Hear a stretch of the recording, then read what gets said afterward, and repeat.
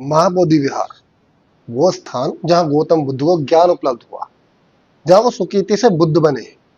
तो ध्यान रखना, सिद्धार्थ नाम नहीं था, सुकीर्ति ही था। सिद्धार्थ तो संस्कृत का दिया हुआ नाम है, जो उस समय थी भी नहीं, और जब संस्कृत थी ही नहीं तो सिद्धार्थ होने का मतलब ही नहीं होता। खैर, बाद में क्या हुआ कि सम्राट अशोक ने उस बुद्ध के स्थान को, जहां पर बुद्ध को ज्ञान प्राप्त हुआ, जहां पर सुकीर्ति बुद्ध बने, उस स्थान पर ईसा से 260 पूर्व यानी कि 260 बीसी में इस महाबोधि मंदिर का निर्माण कराया, जिस महाबोधि मंदिर की आजकल हम बात कर रहे हैं। बाद में कुषाण और पाल शासक आए, उन्होंने भी इसको काम कराकर और सुंदर बनाने की कोशिश करी, जो आज हमें वर्तमान रूप में दिखाई देता है। मतलब अशोक ने इसका जो है निर्माण शुरू कराया होगा, शुरुआत में जो बनाया गया वो बनाया गया, बाद में इसको जो नवीनीकरण कह सकते हैं, इसका जो सौंदर्यकरण कह सकते हैं, इसमें और जो बढ़ावा दिया वो बाद के राजाओं ने दिया, जो अब हम वर्तमान में रूप में देखते हैं। लेकिन क्या हुआ, जैसे जैसे भारत में ब्राह्मणवाद का उदय शुरू हुआ, वैसे ही बुद्ध को दबाना शुरू हो गया। मतलब जो पूरा भारत बौद्ध में था, जब से ब्राह्मणवाद आना शुरू होता है, बुद्ध का नाम दबना शुरू हो जाता है। और जो बुद्ध के स्थान थे, जो उसके तीर्थ थे, जो स्थल बनाए थे बुद्ध के अनुयायियों ने, या तो उनको तोड़ दिया गया या उन पर कब्जा कर लिया।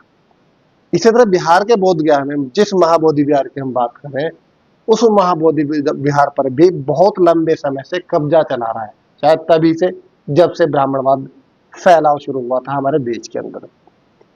और इसके लिए आंदोलन के चलते हुए तो लंबा समय हो गया है।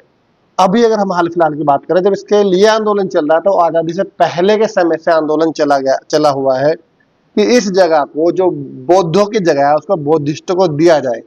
लेकिन बाद में उसमें एक एक्ट लाया जाता है, जिस एक्ट में यह कहा जाता है कि भाई ठीक है, इसके अंदर ब्राह्मण लोग भी रहेंगे, इसके उसमें कमेटी में, और बुद्ध लोग भी रहेंगे।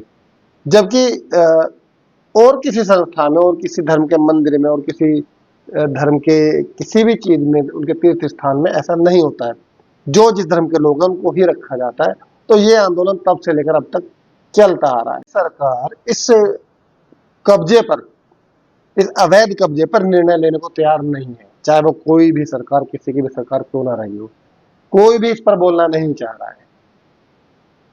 आज बिहार के अंदर डबल इंजन की सरकार है, लेकिन वो डबल इंजन की सरकार भी बिल्कुल चुप है, उसके कान पर जूं तक नहीं रेंग रही है। एक तरफ भाजपा सरकार, जिसने हिंदुओं के मंदिर के लिए बाबरी मस्जिद तोड़ी, ज्ञानवापी मस्जिद पर मंदिर होने का दावा ठोका, अब औरंगजेब की मजार का नंबर है। और सबसे बड़ी बात, हिंदुओं की आस्था के लिए कुंभ मेले का आयोजन हुआ, जिस पर सरकारी आंकड़ों के अनुसार 17,000 करोड़ रुपए खर्च किए गए। लेकिन इसके अलावा भी मैं एक बात और आपसे बता दूं कि जहां देश के प्रधानमंत्री विदेशों में जाकर बड़े जोर शोर से बुद्ध के देश से आने का दावा ठोकते हैं, वहीं अपने ही देश में, बुद्ध के देश में, बुद्ध की ज्ञान स्थली पर कब्जे को लेकर मौन रहते हैं। वो प्रधानमंत्री जो किसी खिलाड़ी की उंगली में चोट लगने पर भी उसका हाल जानने के लिए संदेश भेजते हैं, लेकिन वही प्रधानमंत्री बुद्ध की विरासत पर हो रही चोट पर शांत है। जहां एक तरफ सरकार ने कुंभ मेले पर 17,000 करोड़ खर्च कर दिए, अगर मैं बुद्ध के नाम पर आ जाऊं तो बुद्ध के नाम पर कितने पैसे खर्च करती है हमारी सरकारें। मैं सिर्फ एक सरकार की बात नहीं कर रहा हूं, मैं सभी सरकारों की बात कर रहा हूं जो अभी तक देश पर राज करते आई हैं। बुद्ध का नाम उठाने के लिए, बुद्ध की विरासतों को बचाने के लिए, सम्राट अशोक की विरासतों को बचाने के लिए इन सरकारों ने क्या किया है, कितने पैसे खर्च किए हैं अभी। लेकिन दोस्तों, क्या आपने कभी सोचने की कोशिश की है कि ऐसा क्यों है? क्यों है ऐसा कि बुद्ध का नाम आने पर हमारे देश के सभी नेता और पार्टियों को सांप सूंघ जाता है? विपक्ष या पक्ष, कोई वो इस मुद्दे पर बोलने से अपनी बिल्कुल दूरी बना लेता है और शांत हो जाता है। जो कारण मेरी समझ में आता है वो शायद ऐसा इसलिए है क्योंकि जिस वर्ग ने उस महाबोधि विहार पर कब्जा किया हुआ है, आज तक देश के तमाम बड़े संस्थानों और सरकार पर उन्हीं का प्रभाव रहा। हर जगह वही कायम रहे। कुछ अगर मैं समय पहले चला जाऊं तो वो सर्वोपरि थे, पढ़ने लिखने तक का अधिकार उनके पास था, तो उनका हर जगह कब्जा होना जायज था, हर एक जगह प्रभाव होना जायज था। अब कोई अपने ही खिलाफ, अब जब सरकारें आई हैं, बेशक संविधान लागू हुआ, लेकिन आज भी सरकारों में आप देख सकते हैं उसी वर्ग के लोग सबसे बड़े ओहदों पर बैठे हुए मिलेंगे, सरकारें उन्हीं की मिलेंगी। तो इस स्थिति में अब कोई अपने खिलाफ कैसे चला जाएगा? लेकिन ये बहुत छोटा कारण है, क्योंकि दूसरा और सबसे बड़ा कारण जो है वो ये कि भारत के ज्यादातर प्राचीन मंदिर बुद्ध के ही मंदिर थे। आज भी भारत के ज्यादातर मंदिरों में फोटोग्राफी मना है, जिसका सबसे बड़ा कारण यही है कि उन मूर्तियों की हकीकत सामने ना आ जाए। इसीलिए मूर्तियों को बहुत ज्यादा गहनों से लाद कर, खूब कपड़े पहनाकर या मूर्ति पर नकली आंखें चिपका कर उनको रखा जाता है, और फोटोग्राफी से मना करा जाता है, क्योंकि फोटोग्राफी करी गई, फोटो बाहर जाएंगे तो उसकी जांच पड़ताल शुरू हो सकती है, उस पर विवाद हो सकता है और असलियत सामने आ सकते हैं, जैसा अब हो भी रहा है।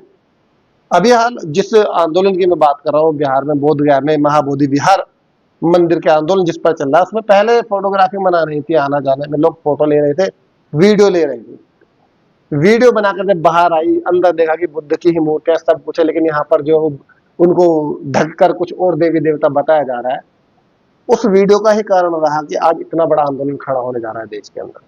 तो अब फिलहाल उसमें भी फोटोग्राफी वीडियोग्राफी मना कर दी गई है। इसका अब आप कारण खुद पूछिए कि अब महाबोधि विहार में फोटोग्राफी और वीडियोग्राफी क्यों मना करी है इन्होंने। रीजन आपको पता चल जाएगा। मैंने पहले भी अपनी वीडियो में कहा है कि देश विदेश के तमाम बुद्धिजीवियों ने इस तथ्य की पुष्टि की है और किताबें भी लिखी हैं कि भारत के ज्यादातर प्राचीन मंदिर किसी समय बौद्ध स्थल थे, जिनमें तिरुपति बालाजी, मथुरा के मंदिर और बद्रीनाथ जैसे बड़े धाम, जिनको हिंदुओं के बड़े तीर्थ बताया जाता है, इनका नाम शामिल है। तिरुपति बालाजी को लेकर एक बहुत फेमस किताब भी है, जिसको आप देख सकते हैं। अब जो लड़ाई है कि अगर बोध गया के महाबोधि विहार से ये लोग कब्जा छोड़ते हैं, तो इनको डर है कि बौद्धिस्टों को एक जगह रास्ता मिल जाएगा, और ये रास्ता मिला तो बौद्धिस्ट लोग फिर आगे बढ़ने शुरू हो जाएंगे और एक एक करके अपने सभी बौद्ध स्थलों को आजाद कराने की मांग करने लगेंगे। क्योंकि मैंने भी बताया कि किताबें भी लिखी गई हैं, ज्ञानियों ने, जो बुद्धिजीवी लोग, उन्होंने बताया भी है कि ज्यादातर स्थल बौद्ध स्थल थे। तो अगर उन्होंने इस एक को छोड़ा, तो छोड़ने का मतलब होगा कि कहीं ना कहीं इनकी कमी जाहिर हो जाएगी, और उस कमी के बाद फिर बौद्ध के लोग जागना शुरू होंगे और अपनी मांग को उठाना शुरू कर देंगे। और यदि ऐसा होता है तो अपने को सर्वश्रेष्ठ बताने वालों की पोल खुल जाएगी। जो खुद को भगवान का एजेंट बताते हैं, उनके पास यदि कुछ बचेगा ना, अगर कुछ बचेगा तो वो सिर्फ कोरी गप कथाएं या उन कथाओं पर बने कुछ नए नवेले, इनके अपने स्थल, इसके अलावा कुछ नहीं बचेगा। लेकिन इसमें गलत भी क्या है? क्या गलत है भाई इसमें? अपने जो भी आपने अभी तक झूठ बोला है, उसके दम पर इतने सालों तक खूब धन लूटा है। अब जब सच सामने सीना तान कर खड़ा है, तो आपको सर्वोत्तम मानते हुए, जैसा कि आप अपने आप को हमेशा बताते हैं कि हम सर्वोपरि हैं, तो सर्वोपरि हैं तो आप ज्ञान में भी सर्वोत्तम ही रहे हैं। आपने जैसा बताया कि ज्ञान के जो खलीफा हैं आप ही हैं, आप भगवान के एजेंट भी रहे हैं, आप सब कुछ हैं, देवता भी हैं आप लोग। तो आपको देवता की अस्मिता रखते हुए, अपना दिल बड़ा करते हुए, जो सच है उसको अपनाते हुए, जिसकी विरासत है उसको सौंप दो ना भाई।